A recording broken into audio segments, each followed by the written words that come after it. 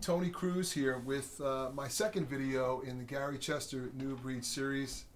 A quick thank you and again a special shout out to Katrina, my business partner in the documentary and sister from another mister who I've known for so many years, and I'm so happy to reconnect with her and just see all the incredible work she's doing for Gary. And so as I always say and will always feel, it's an honor to do these videos to honor Gary and his incredible work, the New Breed. The book is it's magical in many ways, and one of the things that makes this series different is that this gives you an opportunity to study out of the book with people who have studied with Gary, like myself. I was with him for a decade or more, from a young child on, and saw the introduction and growth of these systems, which would eventually become the New Breed. It was an amazing experience. So I do want to say too that I know there are many teachers and drummers out there who use this book to teach and play out of it, and no disrespect at all to them. I'm sure that there's been great success with some of you who teach and or play from it, but there is this little extra that you get, again, being around Gary when he was teaching, and his philosophy and his personality, and hopefully you'll all see that in the documentary when it comes out. But I wanted to come at this from a different angle today. I mean, you saw I did System 1, I started at the very beginning, but what I thought, because I see some of the things coming out down the pike too, and they're pretty intense, and we'll eventually get through the systems and speak to you about them and show you and nuance them for you. But this is something that I kind of came up with for myself, New Breed 0.5, if you will. Something to get you in the headspace of what you'll need, at least, to be in the New Breed, to really grab the what Gary meant for you to grab. And that was just to really listen to everything, to count, to make sure that you see this instrument not just something to keep a beat, but like orchestral in a way. Gary talked about the feminine and the masculine sounds, the hi-hats being the feminine because they're higher pitched, and then the bass being more masculine, and then everything in between. And Gary pretty much catapulted this instrument into a different kind of instrument. The lowboy on the early jazz sets became the hi-hat, and now Gary added hi-hats. This is going back in the 80s, right? Added dead hats on the right and the left, and left-hand lead. And again, there are many great left-handed drummers been around for a long time, but this gets more into a kind of a neuroscience, like, if you do something righty, why can't you do it lefty? Not that you're ever going to play lefty if you're a righty, but just for your brain to learn, for those messages to go across, the corpus callosum and all the beautiful parts of this brain that we have, and that is especially in tune for us as drummers, right? So Gary kind of had a vision of that. So it really pushes you, and this is an answer to some of the students of like, well, why would I want to do this lefty? I'm never going to play lefty. And okay, that's fine. Great excuse or great reasoning. Don't do the book. It's okay. You can be a great, fantastic, famous, rich drummer without ever touching the New Breed. This is for people who really want to get deeper into the instrument for themselves. That's also a big part of Gary's philosophy. It wasn't about sounding like someone, which again is great. I think we all steal licks from each other and have been moved by solos and fills and beats that are brothers and sisters that came before us and are now no longer with us and whatever. That's a beautiful thing about the drum community. But at the end of the day, what's really important is, are you the best drummer that you personally can be? Are you just chasing to sound like someone else, or are you really chasing to have a voice on this instrument?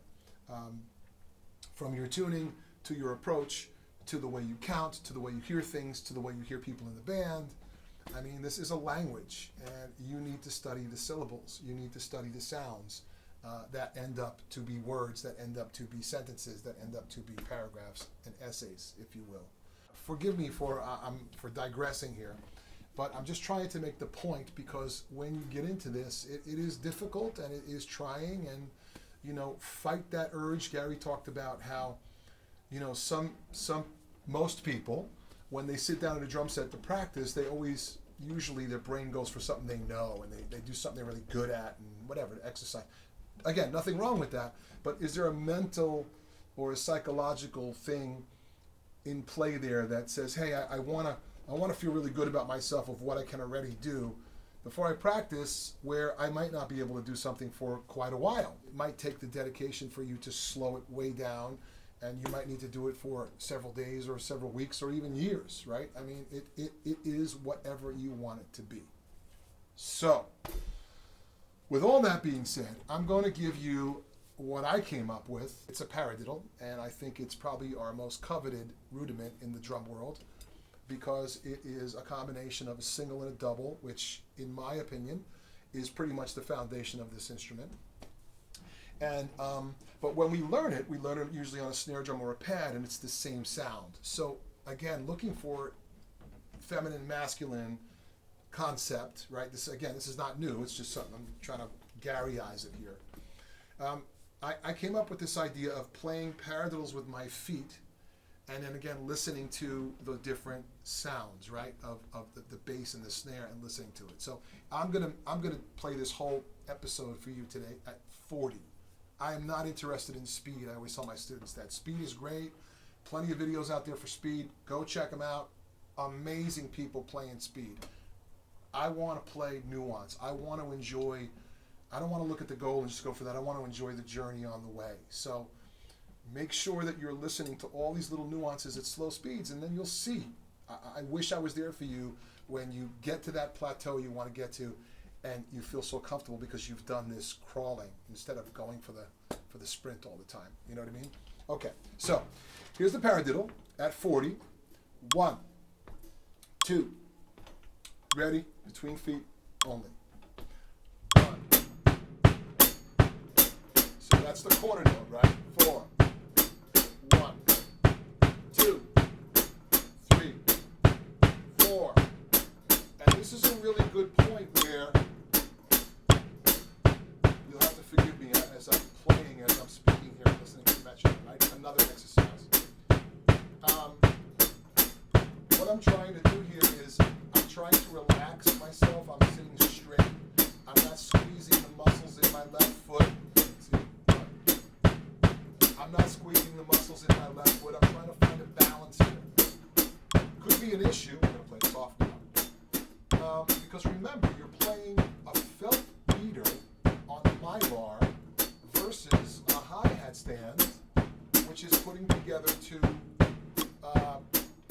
copper, alloy, whatever, right? And you're boom, boom, boom, boom, boom, boom, boom, boom, boom, boom, boom, boom, boom, boom, boom. And listen to that call, response. Try to make it even. Don't start accenting. Nothing wrong with that, but we're crawling now, right?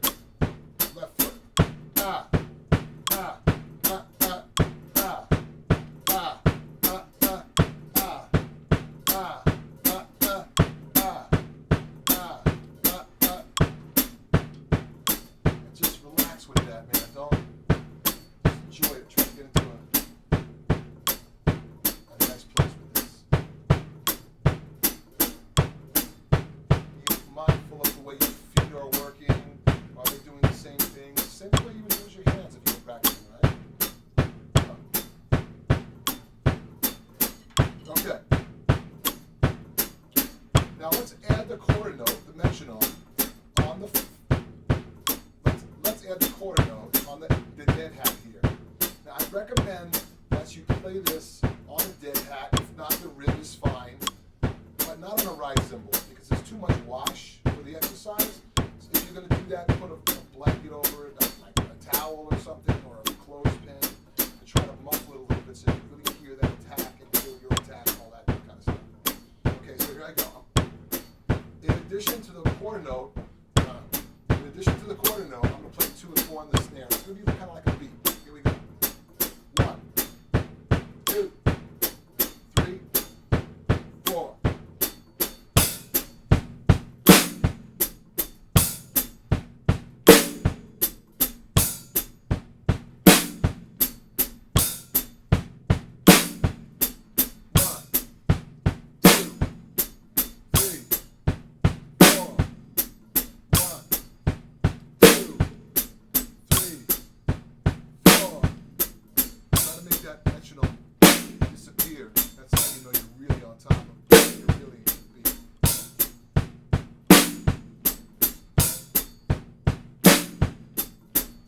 Okay, I'm going to stop there for a second because I wanted to talk about another nuance that drummers should be aware of, okay?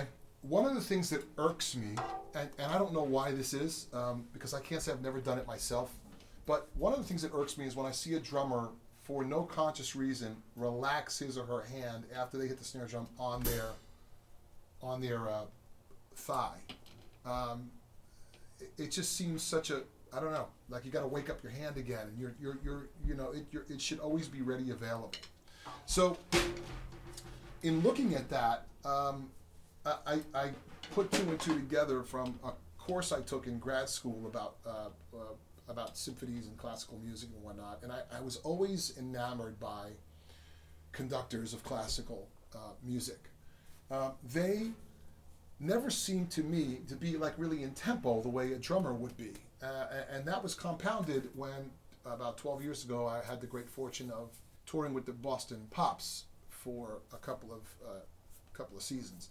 And, again, it's like they're not keeping time like a drummer you would expect. So I remember from grad school a really astute professor speaking about how the tempo is determined by the prep. So when you come up, right? So if you can determine the tempo where the conductor starts. So if the conductor was to go like, get your attention, bang on the stand and go like this,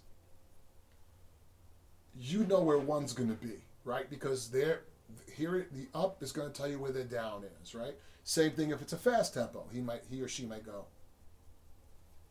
and you know where it is. Okay, so they call that prepping, right? So here's a question for you drummers. How do you prep? What are your hands doing? If you're playing the Paradiddle, are you going like this?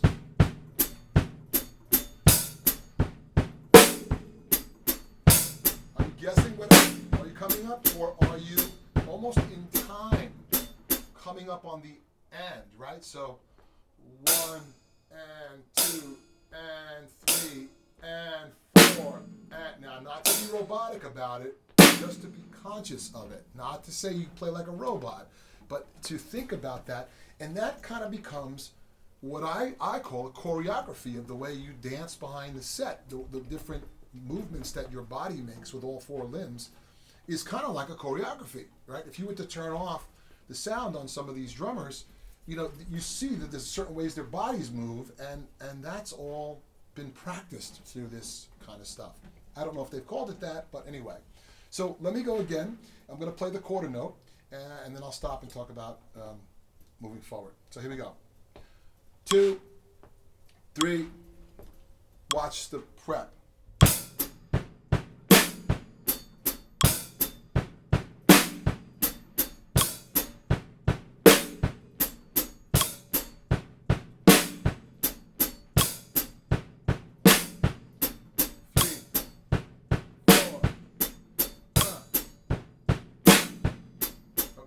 Let's get fancy. Let's sing the bass drum part while we're doing this.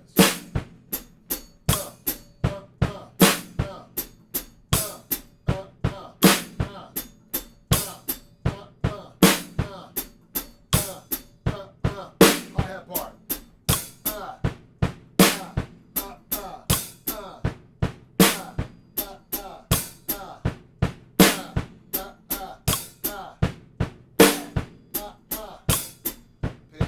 All that stuff. Okay?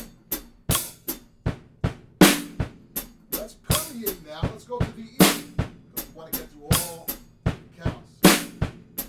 So I'm going to shift my hi-hat and snare drum to the E. 1, here we go. 1,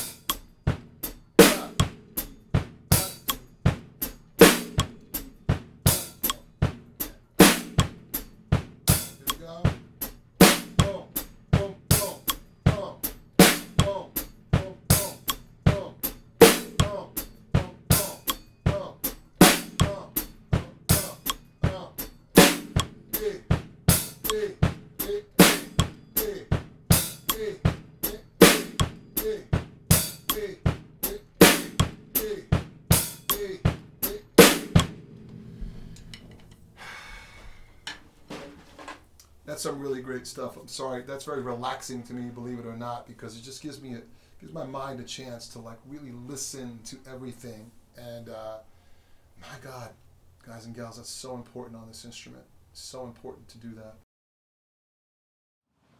I hope that was helpful. And now I'll ask that you help us by connecting to Gary Chester on social media. You can do that through Facebook. You can do it through Instagram, YouTube. There'll be a slide that follows this that will show you the ways. And if you're wondering or interested in studying with a teacher one-on-one, like myself, who was a student of Gary's for 10 years plus, it's just an honor to do that, especially because Katrina has had this idea for so long and has finally gotten it together where pairing students with teachers really gives the experience to give more authenticity to Gary's teachings, his philosophy, and all of that. And what a great idea. I mean, I love sharing the extra to the new breed that is obviously isn't printed and can't be conveyed that way through writing.